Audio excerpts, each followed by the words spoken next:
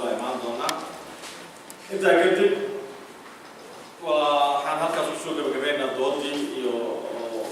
kala soo jeedinta fikir afkaar soo jeedinta iyo xildhibaanada waxaan uga gudbaynaa marka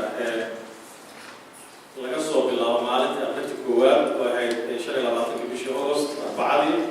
aanu bilaabnay ka doodista qodobada xeeroosaadka ah markaas oo aan go'aansaneen marka qodobada loo dul istaago maanta dooddu waxay ku saabsaneed oo afkaarta iyo araada laga soo jeedinaya qodobka labaad ee ka hadlaya awoodda iyo waajibaadka golaha wakiilada dowladgoboleedka Soomaaliya runtii waxaa jira afkaar badan fikrado badan oo kala duwan oo laga soo jeediyo qodobadaas una baahan tixgelintooda in la siiyo sidaa darteed waxaan u baahannahay muddo in dib loogu noqdo qodobkaas dooddu maanta waxay ku saabsaneyd qodobadii hore loo ansixiyey iyo soo jeedinta qaabka la rabo in qodobadii loo bedelo dokumentiga kan xiga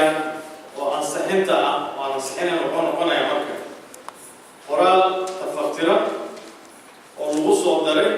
kala soo jeedintii afkaarta hadda xubnuhu ay dhiibteen meelihii yidhahdeen waxa lagu daro meelihii yidhahdeen aan laga bixiyo fadhiga marka soo xiga oo doorasho codaynta ah wuxuu ku saabsanaan doonaa marka soo jeedintan koowaad oo hadda aan ka doodnay iyo dokumentiga kale oo lasoo qoraalka kale oo ku saabsan marka soo jeedinta koowaad oo lagu soo kordhiyey afkaarta maanta marka xildhibaanada